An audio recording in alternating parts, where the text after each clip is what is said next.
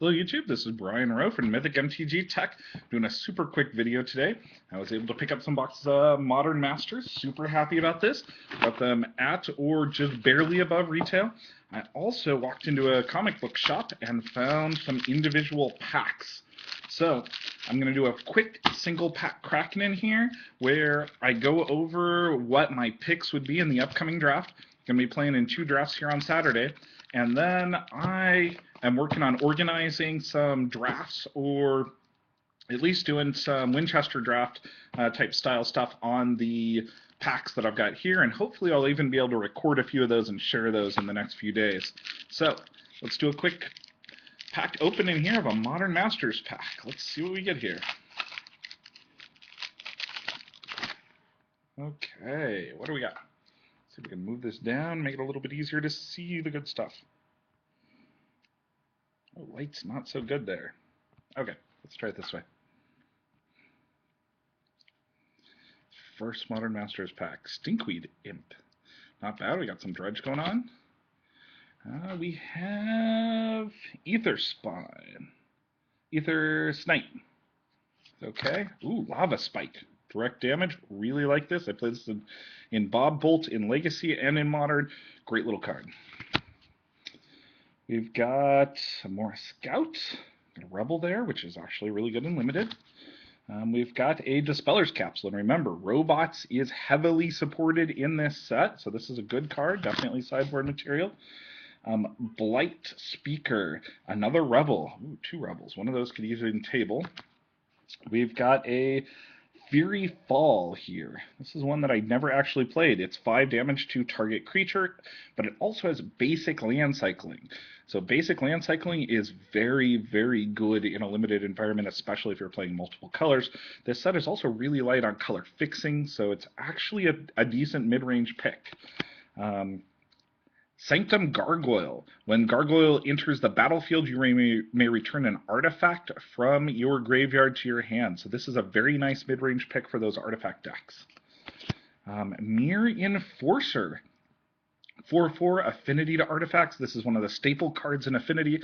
I haven't gotten to play yet to see if the artifact deck is actually draftable, but if it is, this will be one of the amazing cards in it. It's 7 casting cost normally, but if you've got 2 or 3 artifacts out there, this is a 4/4 beater for 5 or 4 even. Durkwood Baloth. So suspend 5 for 1 green, and you get a 5/5. That's a decent sized body. 6 casting cost is not so good on it, but it's a decent mid range pick. Meadowboon. I have not played this at all. This is a 3/3 for 4. It's also got Invoke, and when it leaves the battlefield, put a +1/+1 counter on each creature target player controls. So it kind of busts the rest of your team. Horobi's Whisper. If you control a swamp, destroy target non-black creature, splice into the arcane. So 3 casting cost removal here. The splice into the arcane is exile 4 cards from your graveyard. So in a black-red deck, you can actually cast this maybe 2 or 3 times.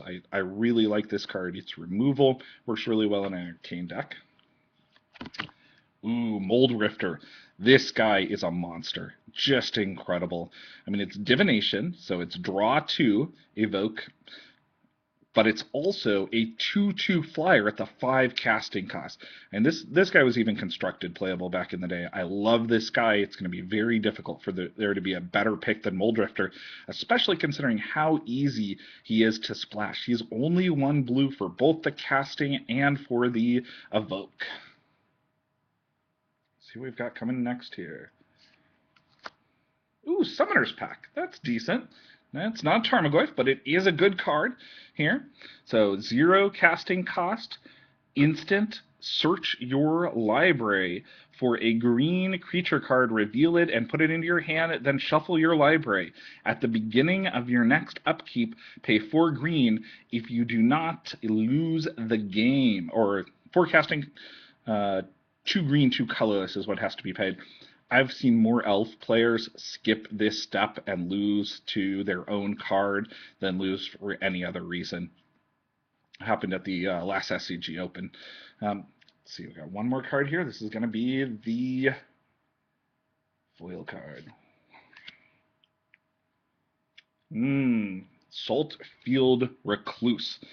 Target creature gets -2/-0 until end of turn. It's a human. Slightly playable in draft. Not great. Not great at all. 3 casting costs 1, 2. It makes me cry a little bit. Let's see what our last token is. Ooh, it's okay. We got the Soldier token. So, this has been Brian Rowe with a Mythic MTG pack opening here, and I just want to go over quickly what the top picks would also be. I rushed myself into the end. If rare drafting, Summoner's Pack is obviously the most valuable card in here, but in playing in any type of competitive tournament, I would definitely go for the Mulldrifter as pick 1. This guy is just amazing. If Robots ends up being good, we have several good choices here. Myr Enforcer and Sanctum Gargoyle are both very strong picks if Robots ends up being good. And if you want to be in that red-black kind of aggressive deck, which I'm not sure there's actually enough support for, I like Horobi's Whisper a lot. It's removal that has the potential to be played more than once. Very good card here. I would love to hear your thoughts if you think that I really screwed up these picks here. But those are definitely my choices as Mulldrifter, and then look at drafting the artifact deck with Myr Enforcer, and then hopefully maybe the Sanctum Gargoyle will table. Thanks. This has been Brian Mythic MTG Tech, and we'll see a lot more of these coming up in the next few days.